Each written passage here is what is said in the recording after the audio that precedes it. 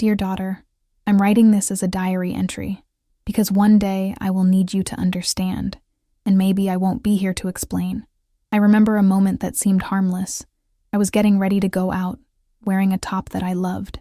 He looked at me, his eyes shining. "You look so beautiful like that," he said. His voice was full of admiration. A smile spread across my face, but something different settled in my stomach. The compliment was sweet, but the way he said it, there was a weight in the words. It was as if he were asserting that that version of me was the only one he wanted to see. I didn't think much of it at the time. I smiled and said thank you, but the truth is that compliment was planting a seed.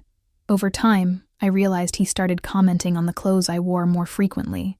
"I think you'd look even better in something more modest. You know, those shoes don't really match your personality, right?" Each phrase, disguised as concern, carried an expectation. And that's when I realized he wasn't just admiring, he was shaping. The line between affection and manipulation is thin and often invisible. It was only when I started to feel like I needed to justify my choices that the realization hit me. This isn't love, I thought. When you start hearing compliments that sound like conditions, pay attention. This isn't just about what you wear. It's about the freedom you allow yourself. That's why I want to leave you with a rule. Take note. If compliments come with suggestions and disguised criticisms, stay alert. That's the first clue. To put it simply, when a compliment turns into an expectation, it's time to stop and rethink. And the boundary? You can and should say, "That doesn't work for me." Be firm. Protect who you are. Always remember, your worth is not defined by what others think you should be. I clearly remember the day it became unbearable. It was a party, filled with smiles and laughter, but the pressure was building behind the curtain of happiness. I was wearing a dress that I had picked out with care, a dress that made me feel free. But just before we left, he looked at me with that gaze that seemed a mix of appreciation and critical analysis. "Don't you think this is a little daring?" he said, as if he were doing me a favor by pointing it out. The atmosphere around us faded away. It was just the two of us. The noise of the conversations became distant, as if we were in a bubble created solely by him. My heart raced. That feeling of being exposed, almost as if I were naked, consumed me. The urge to justify my choices bubbled up. "But I like this dress. It makes me feel good." I tried to argue, my voice trembling with insecurity. And he, with that controlling calm, replied, "I think you would feel even better if you chose something more subdued." And there it was again, the fine line between praise and manipulation, invisible to those who aren't paying attention. That night, I did what many do. I swallowed the response that burned on my tongue. I wore what he wanted me to wear, as if his satisfaction was more important than my comfort. We laughed and danced, but there was a weight in my legs, a burden I couldn't see. As the days went by, those little moments piled up. Every comment, every critical glance became a silent storm inside me. I began to make choices based on his expectations, rather than my own freedom. My clothes changed, and my favorite shoes were discarded. My essence had been covered up by rules that no one established except for him. It was one morning, while looking in the mirror before heading out, that everything began to crumble. The reflection staring back was no longer mine. It was a molded version, a product of others' expectations. What should have been a reflection of who I am turned into a parade of external impressions. In that moment, the weight in my stomach transformed into a deafening scream in my mind. "This isn't love," I whispered to myself. "Love doesn't extinguish. It doesn't require you to change to fit into tight molds. True love doesn't demand that you deny your being." And finally, I realized I would need to confront this truth. The words I had tried so hard to avoid began to surface, one by one. No, just like that. But the fear of losing his love, of disappointing him, paralyzed me for a time. The internal struggle between being who I truly am and seeking approval was exhausting. I decided I needed support. I talked with friends and family, people who had always seen my sparkle from afar. They not only confirmed that I was right, they celebrated my desire to be true to myself. Finding the courage to refuse some of the expectations weighing on me was liberating, a small step that felt monumental. However, change didn't come without battles. One night, on our way home from a date, he made a cutting comment about the outfit I chose. "Do you really think that makes you look older?" It felt like a blow after another, and in that moment, I found myself back in that bubble of silence, But this time it was different. The weight had shifted. The silence that once made me shrink now brought clarity. I pulled the car over. I took a deep breath and looked at him, directly in the eyes. This doesn't work for me. The words slipped out easily, as if they had been released from a prison. His expression changed. It was no longer one of admiration, but rather one of surprise and a hint of indignation. However, the calm I felt as I articulated that sentence was indescribable. There was no more room for conditions or veiled criticisms. I was there, strong. Whatever came next would be a consequence of my choice to respect myself, and even though I was apprehensive about how he would react from that point on, it no longer mattered. I knew my worth wasn't tied to what he thought I should be. My value existed independently of imposed expectations. True love should never make you feel lesser. It should uplift you, allowing your colors to shine freely. So always remember, your worth is not determined by what others think you should be. It's a treasure that resides within you, waiting to be discovered and celebrated. And after that night, something changed inside me. The echo of those words, "That doesn't work for me," transformed into a silent mantra with each passing day. The atmosphere around me felt lighter, as if a dense fog had lifted. I began to notice the small things that had previously slipped by me, little details hidden in plain sight. I started to see women around me, each with their own struggles and accomplishments. I remembered a particular friend, Anna, who had always been so vibrant. She had a special way of wearing what she wanted, even when judgmental looks came her way. I thought about how she encouraged all of us to be who we truly were, without hesitation. In that moment, I realized I had always admired her courage, but I had never been able to emulate it. Something within me began to wonder, what if I could be a bit more like Anna? So one day I decided to invite her for coffee. The conversation flowed naturally between laughter and confidences. I spoke about my internal battle, about how silence and compliments had trapped me. She listened attentively, as if each word was a thread intertwining in the tapestry of our friendship. When I finished, she smiled, but there was an intensity in her gaze. "You know," she said, "what you're describing isn't love. It's disguised control." Her words reverberated within me. Control.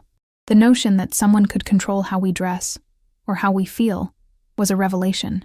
Love should be a safe space, not a prison. I went home reflecting on our conversations. I started to remember moments I had overlooked, small signals that were always lurking nearby.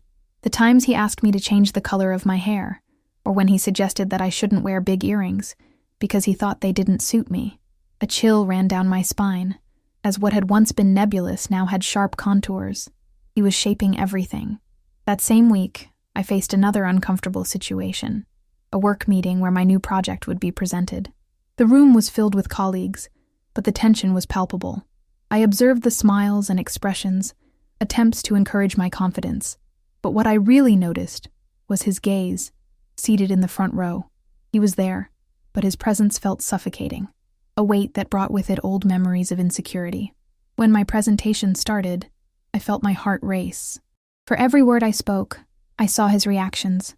A smile here, a look of disdain there.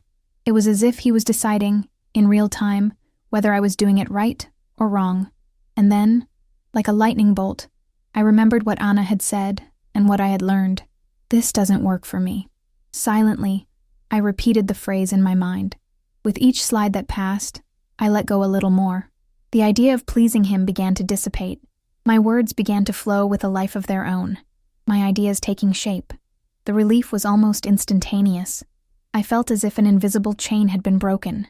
By the end of the meeting, as we were applauded, I caught a glimpse of his disappointed expression, but I didn't care. There was a sense of power that I had never experienced before. After that day, I started to explore clothes that I truly loved to wear, not what he thought was appropriate. I discovered colorful blouses, long skirts, and bold accessories. Each new piece became a symbol of freedom. When I looked in the mirror in the morning, I finally saw reflections of who I really am, not who he wanted me to be. However, it wasn't all easy. The struggle against the fear of disappointing him was still present. There were days when doubt tried to creep back in, trying to convince me to return to my old armor. My heart was torn between the old desire to please and the new determination to be authentic. But with every step I took, with every choice I made for myself, my confidence grew. I also decided to share my journey on social media. For me, it was a way to externalize this personal liberation, to show others that it's possible to rediscover yourself after losing your way. I started receiving messages from other women, stories of struggle and resilience. The support I found there was radical. It felt like building an army of voices saying you're not alone. One day, while reviewing a post where I shared about the importance of respecting who we are, I received a message from a young woman going through the same situation. Her words were filled with pain and hope. She was on the verge of accepting a relationship that made her feel small. As I responded, I realized that I wasn't just seeking freedom for myself. I was now helping others find it too. The connection shone like a beacon amidst the storm. Finally, if I could leave a message, it's that the inner light you carry is priceless. Its value cannot be shaped by others, no matter how sweet and engaging their words may be. Because you, dear daughter, deserve to inhabit a love that doesn't make you feel smaller. You should be free to shine, just as you are. That day, as I read the messages of support, I felt a mix of gratitude and a light sadness. It was striking how so many women felt compelled to hide their true essence, just to keep the peace in their lives. The freedom I was beginning to experience was a precious gift, but it also made me reflect on how many others were trapped in the same invisible chains. That's when I decided to open up more about my journey. What was happening inside me couldn't be just mine. I reached out to the women in my life, friends, cousins, colleagues. In every conversation, I realized there was something very deep connecting our experiences, far beyond the exchanged words. There was pain, regret, but also a silent strength waiting to be uncovered. During a brunch with some friends, Anna surprised me. With a fearless look, she said, "Have you thought about hosting a gathering? Something bigger? An open conversation about what we're going through? Women talking, sharing. That could be powerful." My heart raced. The idea was intimidating, but there was a spark of excitement that I couldn't ignore. I began to sketch out a plan. A space that welcomed stories, where we could expose our struggles without fear of judgment. I chose a day next month for a gathering at my home. I invited women of different ages, all united by the quest for authenticity. The days that followed were filled with preparation and anxiety. I wanted that to be a special moment, a milestone. The day finally arrived. The weather was perfect, and the aroma of freshly brewed coffee filled the room. As the first guests started to arrive, a mix of nervousness and excitement filled the air. It was time to reveal everything. As we settled in, the initial silence was broken by laughter and light stories. But as the minutes went by, the conversation began to deepen. One friend shared how she had always felt pressured to meet her father's expectations, who had a rigid vision of her future. Another talked about the toxic relationship she had recently ended, which still haunted her in dreams. When it was my turn to speak, my heart raced unevenly. Looking at those women and sharing my experiences felt like a vulnerable offering. I didn't want to cry, but emotions were overflowing.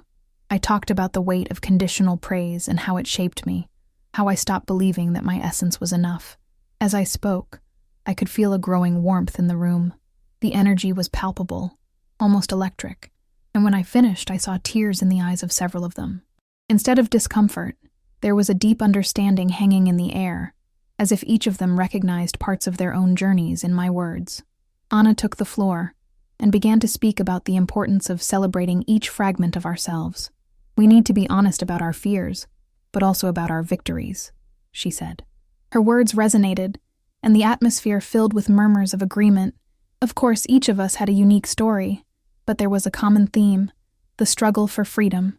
As the hours went by, more voices emerged. Each account was a thread woven into the tapestry of our collective courage. We began to realize that we were not alone. Sometimes the obscurity of social expectations creates a silence that is hard to break. But there, we were finally making noise. By the end of the gathering, something magical happened.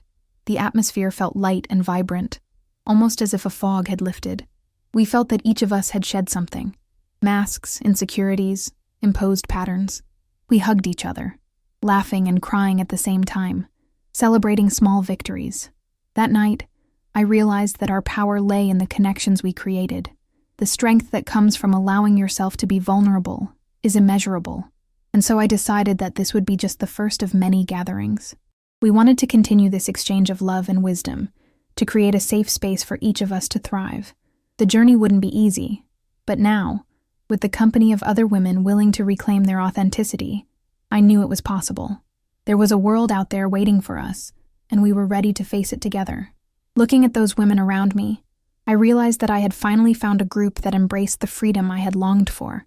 Love, truly, does not impose itself. It liberates.